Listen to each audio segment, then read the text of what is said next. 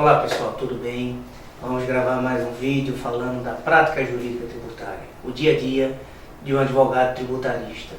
Como sempre eu gosto de fazer, eu trouxe para vocês uma questão que surgiu no nosso escritório há poucos dias atrás. E sempre que surge uma questão como essa, eu faço questão de trazer para vocês, porque eu tenho certeza que vai ajudá-los e muito no dia a dia quem atua na área tributária ou quem um dia pretende atuar na área tributária. E qual foi a questão? Como vocês já sabem, eu já venho gravando vídeos falando sobre isso há muito tempo, e quem atua também no meio jurídico também já leu muitas matérias, saiu muitas matérias no jornal falando sobre isso. O STF, em março desse ano, proferiu um julgamento em regime de repercussão geral, entendendo que seria inconstitucional a inclusão do ICMS na base de cálculo do PIS e da COFINS. Esse julgamento foi em regime de repercussão geral, ou seja, vale de paradigma para todos os casos envolvendo a mesma matéria no Brasil. Só que em 2014 já houve um primeiro julgamento sobre isso. Esse primeiro julgamento não foi em regime de repercussão geral, foi um julgamento envolvendo apenas as partes que estavam envolvidas naquele julgamento. Foi no RE 240-785, originário de Minas Gerais, onde naquela ocasião o STF já havia decidido que seria inconstitucional a inclusão do ICMS na base de cálculo da COFINS. Ele não falou nada naquele momento com relação ao PIS. Então, desde 2014, o nosso escritório vem entrando com muitas ações, mandado de segurança, na maioria das vezes, pleiteando que o judiciário declare que é inconstitucional a inclusão do ICMS na base de cálculo tanto da COFINS quanto do PIS, por envolver a mesma matéria, seriam ambas contribuições sociais, previstas no artigo 195 da Constituição Federal. De vez em quando vocês vão ouvir aí um barulho de sirene, de ambulância, porque eu estou na principal avenida aqui da nossa cidade de Recife e passa muitos carros por aqui, né? Nosso escritório fica bem central aqui. Então, o que é que aconteceu? Então, nós entramos desde 2014 com vários mandados de segurança pleiteando que o judiciário declarasse que seria inconstitucional a inclusão do ICMS tanto na base de cálculo do PIS quanto na base de cálculo da COFINS, com base nesse primeiro julgamento, pedindo também a compensação do que foi recolhido indevidamente pelas empresas, pelos nossos clientes nos últimos 5 anos. Então, o que aconteceu?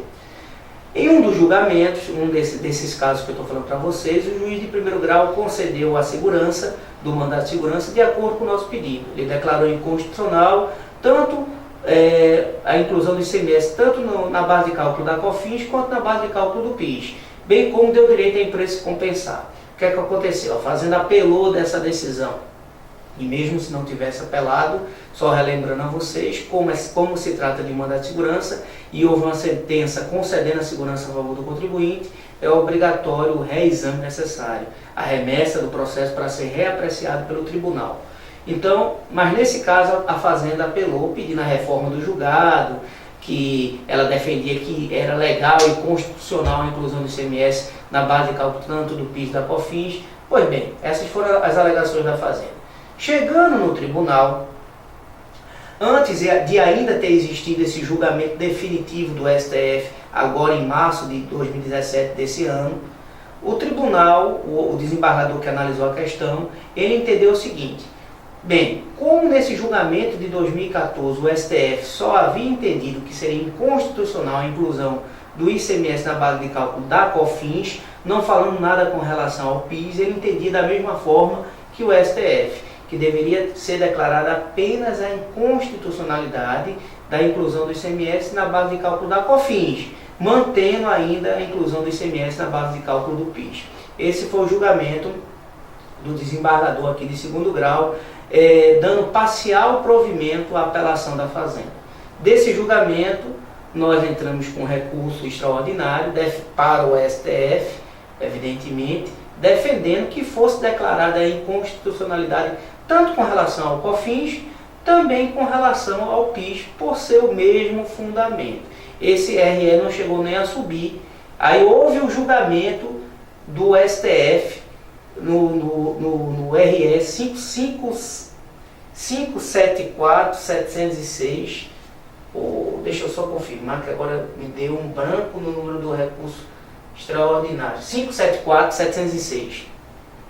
Houve o julgamento do STF em definitivo, em regime de repercussão geral, nesse RE 574706, entendendo definitivamente que seria inconstitucional a inclusão do ICMS, tanto na base de cálculo da COFINS, como ele já havia entendido, também com relação ao PIS. Então ele deu um julgamento em caráter definitivo.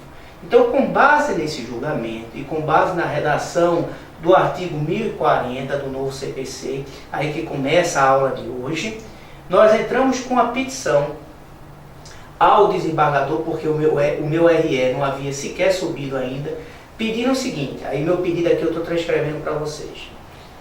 Diante do exposto, requer o peticionante, com base no artigo 1040 do CPC, respeitosamente a Vossa Excelência, que se digne de reexaminar o julgamento proferido contrário à orientação do Supremo Tribunal Federal para negar totalmente provimento ao recurso de apelação da União e à remessa oficial, haja visto o julgamento proferido nos autos do RE 574706 do Paraná, submetido ao regime de repercussão geral, a bem da nossa tão buscada justiça. Então, como houve uma série de mudanças no novo CPC e diz que os tribunais têm que seguir os entendimentos dos tribunais superiores, e o STF, em março, ele deu uma decisão definitiva em regime de repercussão geral, então nós juntamos essa decisão definitiva no processo, dizendo o STF agora já pacificou o entendimento, dizendo que é inconstitucional a inclusão do ICMS tanto na base de cálculo da COFINS como na base de cálculo do PIS. Então, pedindo ao desembargador que readequasse o seu julgamento ao atual entendimento do STF com relação àquela matéria. Então, o que é que diz o artigo 1040 do novo CPC, que é o tema da aula de hoje? Publicado o acórdão paradigma, veja bem, publicado o acórdão paradigma, aí vem, inciso segundo, o órgão que proferiu o acórdão recorrido na origem reexaminará o processo de competência originária, a remessa necessária ou o recurso anteriormente julgado, se o acórdão recorrido contrariar a orientação do Tribunal Superior. Então, por isso que eu pedi que ele readequasse o julgamento dele ao posicionamento do STF, porque diz o seguinte no inciso segundo, vou repetir de novo. Publicado o acórdão paradigma, inciso segundo, o órgão que proferiu o acórdão recorrido na origem, ou seja, no tribunal, reexaminará o processo de competência originária, a remessa necessária ou o recurso anteriormente julgado, se o acórdão recorrido contrariar a orientação do Tribunal Superior, ou seja, do STF. Inciso terceiro, os processos suspensos em primeiro e segundo grau de jurisdição retomarão o curso para julgamento e aplicação da tese firmada pelo Tribunal Superior. Então, quando eu fiz esse requerimento ao desembargador para ele readequar o seu julgamento ao atual entendimento do STF a respeito do assunto, que no julgamento do RE 574706 declarou em regime de repercussão geral que seria inconstitucional a inclusão do ICMS tanto na base de cálculo da COFINS quanto na base de cálculo do PIS, o desembargador ele não readequou o seu julgamento e proferiu a seguinte decisão. Vou ler aqui para vocês. Eu trouxe aqui também. Ele diz o seguinte: decisão. A empresa recorrente peticionou requerendo a readequação do acórdão da turma ao julgado proferido pelo STF nos autos do RE 574706. Ocorre que o artigo 1040 do CPC de 2015 é claro ao estatuir que apenas com a publicação do acórdão paradigma passa a ser permitido ao juízo de admissibilidade do recurso especial ou extraordinário sobre estados, bem como eventual readequação por parte dos órgãos julgadores dos tribunais. Então, deixa eu ler de novo. Ocorre que o artigo 1040 do CPC é claro ao estatuir que apenas com a publicação do acórdão paradigma passa a ser permitido o juízo de admissibilidade dos recursos especial e ou extraordinário sobre estados, bem como eventual readequação por parte dos órgãos julgadores dos tribunais. Destarte não tendo ocorrido até a presente data a publicação do acórdão relativo ao julgamento do RS 574-706, indefiro o requerimento formulado. Então, o que foi que o desembargador entendeu? Eu fiz uma petição dizendo: doutor, o senhor deu um julgamento dessa forma, entendendo que seria apenas inconstitucional a inclusão do ICMS com relação ao COFINS, e entendendo que seria constitucional, ou seja, permitido a inclusão do ICMS na base de cálculo do PIS. Veio o STF e deu um outro julgamento. Eu estou pedindo que o senhor adeque o seu julgamento ao atual entendimento do STF. Aí o desembargador entendeu da seguinte forma: eu não vou adequar ao julgamento do STF, porque o artigo 1040 diz que esse julgamento do STF tem que ser primeiro publicado para depois os órgãos competentes do judiciário seguirem esse julgamento. Então, a questão que eu vou trazer aqui para vocês é o seguinte: é necessário que seja publicado o voto dos desembargadores, no caso dos ministros, a ementa, o voto completo, para que seja obedecida a regra do artigo 1040 do atual CPC, ou apenas a ata do julgamento, dando informação do resultado do julgamento do STF, como aconteceu na prática. Por exemplo, o que acontece com os julgamentos do STF, na maioria, quem atua muito nos tribunais superiores, como nós atuamos aqui, o que acontece na prática? Quando existe esse julgamento do STF ocorreu em 16 de março de 2017, no dia 20 de março de 2017 foi publicado a ata do julgamento, apenas com resultado, que é o seguinte: o STF entendeu que seria inconstitucional a inclusão do ICMS na base de cálculo do PIS e COFINS. Ele não publicou o julgamento completo, o acórdão completo. Ele publicou apenas o resultado do julgamento.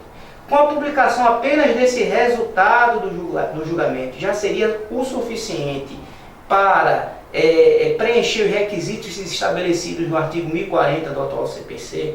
Ou seja, só com aquele resultadozinho que ele bota lá no site do STF dizendo: o STF decidiu que é inconstitucional a inclusão do ICMS na base de cálculo do PIS e da COFINS, é suficiente? Ou é necessário publicar todo o teor do julgamento, com os votos de cada desembargador, o que foi que cada um falou, as emendas, ou seja, o resumo de todo o resultado do julgamento, ou só aquela ata do julgamento com o resultado final já seria suficiente, como foi publicado? Eu entendo que só aquele resultado final, dando conhecimento, publicidade do atual entendimento do STF, já seria o suficiente para preencher os requisitos do artigo 1040 do atual CPC. Tanto é que depois desse julgamento, vários tribunais do país todo, inclusive o STJ, a primeira turma do STJ, começou a modificar os entendimentos que ele tinha com relação à matéria, só com aquela publicaçãozinha daquele resultado do julgamento. Então, o STJ entendia de uma forma diferente, até tinha súmulas entendendo o contrário a esse julgamento do STF. Só com aquela publicação do resultado, eles começaram a modificar os entendimentos dos julgamentos, entendendo que também seria inconstitucional a inclusão do ICMS na base de cálculo do PIS e da COFINS. Então, eu entendo que só com aquela publicação, só da ata do julgamento, já é suficiente para preencher os requisitos da publicidade previstos no artigo 1040 do atual CPC. E tem mais um detalhe que eu queria trazer aqui para vocês, também com relação a esse caso, que é a redação do artigo 944 do atual CPC, que diz o seguinte: não publicado o acórdão no prazo de 30 dias, contado da data da sessão do julgamento, as notas taquigráficas o substituirão para todos os fins legais, independentemente de revisão. Parágrafo único. No caso do caput, o presidente do tribunal lavrará de imediato as conclusões e a emenda, e mandará publicar o acórdão. Então, pessoal, de acordo com o artigo 944 do CPC, o acórdão deve ser publicado de qualquer tribunal no prazo de 30 dias. E esse julgamento do STF ocorreu em 15 de março de 2017. E até o presente momento, em agosto de 2017, ainda não foi publicado. Então, de acordo com o artigo, só foi publicado a ata do julgamento, como falei para vocês. Se vocês abrirem lá o site do STF, está lá, a ata do julgamento, publicado dia 20 de março. O STF decidiu que é inconstitucional, mas não tem todos os detalhes do julgamento que foi debatido, não tem, só tem um resultado. Então, o questionamento hoje da aula é o seguinte: é necessário publicar só a ata ou os votos completos dos ministros? Eu entendo, como já falei, que só a ata já seria o suficiente. E no mais, o artigo 1040 diz que da sessão do julgamento, o acordo, aquele julgamento tem que ser publicado em 30 dias. O julgamento do STF aconteceu em março desse ano e até agora, em agosto de 2017, ainda não foi publicado. Então, pela redação do artigo 944 do atual CPC, as notas taquigráficas substituirão o teor daquele julgamento. Então, só o que as notas taquigráficas, e o presidente do tribunal é obrigado a mandar remeter essas notas taquigráficas para serem publicadas. Então, já supriu esse questionamento. Então, eu entendo que não é necessário publicar a totalidade do julgamento e que, diante do fato de ter passado o acordo mais de 30 dias da sessão do julgamento, essa questão já foi pacificada, porque o artigo 944 do novo CPC diz que, repetindo para vocês, não publicado o acordo num prazo de 30 dias, contado da data da sessão do julgamento, as notas taquigráficas o substituirão para todos os fins legais, independentemente de revisão. Pois bem, pessoal, e por fim, tem ainda mais um detalhe com essa questão, qual seja, agora em julho de 2017, a Fazenda entrou com uma petição nesse julgamento, requerendo que a ministra Carmen Lúcia suspendesse todos os julgamentos do país todo envolvendo essa questão. Ela alegando que, como esse julgamento ainda não foi publicado, e quando for publicado, a Fazenda, vai entrar com embargos de declaração requerendo os efeitos modificativos desse julgamento, então suspenda todos os julgamentos no Brasil todo a referente à matéria até o julgamento dos nossos embargos de declaração, que a gente vai interpor só quando for publicado o acordo. Ou seja, aí que não tem razão mesmo o entendimento da Fazenda, porque só com o julgamento da ata de julgamento, dando informação ao país todo do atual entendimento do STF, é suficiente para preencher os requisitos do artigo 1040. E, frisando novamente, ainda tem o prazo do artigo 944, que também não foi cumprido, de 30 dias, então já supriu a questão. Então não tem cabimento esse pedido, ao meu modo de ver, salvo o melhor juízo da Fazenda Nacional. Pois bem, pessoal, essas seriam as considerações sobre o artigo 1040 e 944 que aconteceram aqui no escritório e que eu estou levantando esses questionamentos dentro desse processo que eu estou trazendo aqui para vocês. É disso que vive o advogado tributarista, desses questionamentos, desses detalhes, é nisso que a gente consegue reverter um processo e ir atrás do direito do cliente. E são esses questionamentos, esses detalhes que eu tento trazer para vocês exclusivamente de graça. Nós estamos lançando aqui nosso 17º curso de Direito Tributário, que vai ser ministrado por mim aqui no meu escritório, turmas pequenas de 15 alunos, 2 turmas só, uma na terça e uma no sábado. E esse curso só vai envolver a prática jurídica tributária, o dia a dia de um advogado tributarista. Primeira aula vamos falar sobre contabilidade dos principais impostos, como se calculam os impostos, nos 3 regimes de tributação. Na segunda aula vamos falar sobre a questão administrativa tributária, questões práticas envolvendo a legislação, casos práticos de defesas administrativas perante a Receita Federal, perante o CARF e perante o Tribunal Administrativo Tributário aqui do Estado de Pernambuco. Na nossa terceira aula vamos falar sobre a execução fiscal, também trazendo casos práticos. E por fim, vamos encerrar no nosso 4º encontro falando sobre mandato de segurança e ação anulatória de débito fiscal, analisando toda a legislação e casos práticos envolvendo a matéria. Se vocês gostaram da explanação de hoje, curtam o vídeo, deixem os seus comentários e compartilhem o vídeo com os seus colegas. Um forte abraço e até o nosso próximo encontro, se Deus assim permitir. Obrigado.